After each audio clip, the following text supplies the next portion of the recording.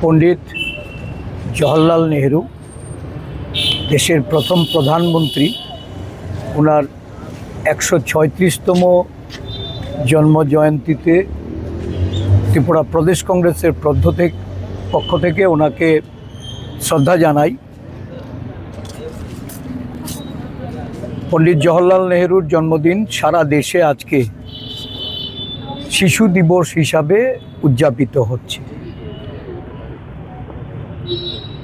ওনার জীবদ্দশায় উনি শিশুদের প্রতি ওনার যে স্নেহ ভালোবাসা, শিশুদেরকে উনি আগামী দিনে ভবিষ্যৎ দেশের কারিগর রূপে দেশ গঠনে শিশুদের যে ভূমিকা, এই দর্শন থেকেই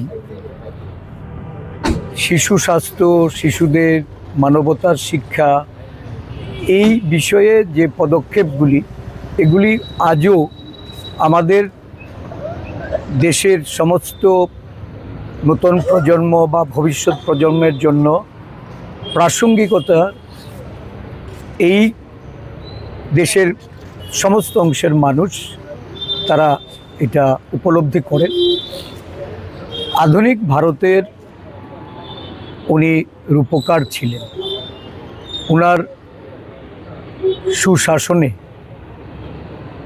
পঞ্চবার্ষিকী পরিকল্পনা, পঞ্চশীল নীতি বিশ্বকে উন্নয়নের শিখরে শুধু নয়, সমগ্র বিশ্বের মধ্যে একটা অন্যতম শ্রেষ্ঠ রাষ্ট্ররূপে পরিগণিত করতে ওনার শাসনকালটা ছিল এই দেশের জনগণের জন্য অত্যন্ত গুরুত্বপূর্ণ।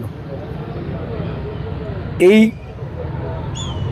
দেশের রূপকারের জন্মতিথিতে আমরা নতুনভাবে আমাদের অঙ্গীকারবদ্ধ হতে হবে, কারণ বর্তমানে দেশের যে অবস্থা, দেশের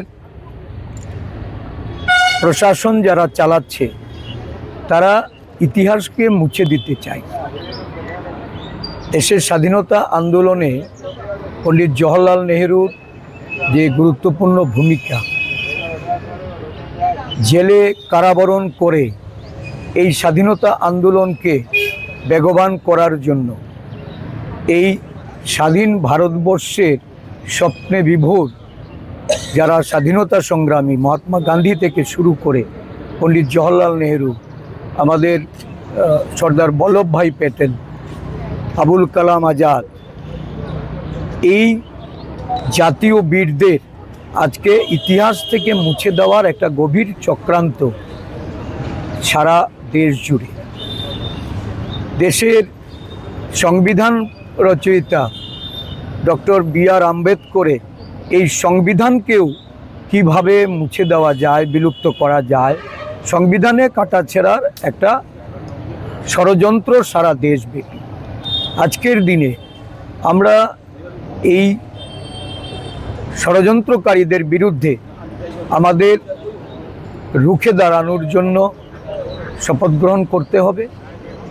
দেশের মানবতা, আমাদের সংস্কৃতি, কৃষ্টি পণ্ডিত জওহরলাল নেহেরুর সময়কাল থেকে যে তার চর্চা শুরু হয়েছিল, তার যে প্রায়োগিক যে ভাবনাটা, এই ভাবনার অপমৃত্যু ঘটানোর জন্য যারা দেশের শাসন ব্যবস্থায় বসে নানাভাবে দেশবাসীকে বিভ্রান্ত করে চলেছেন, দেশের মনীষীদের সম্পর্কে ভুল ধারণা দেওয়ার চেষ্টা হচ্ছে এবং মনীষীদের মধ্যে বিভাজন তৈরি করে একে অন্যের প্রতি তাদের যে কাদা ছুড়াছুড়ির যে একটা ইতিহাস রচনা করার চেষ্টা হচ্ছে, এই অপচেষ্টাকে রুখতে আমাদের শপথ গ্রহণ করতে হবে।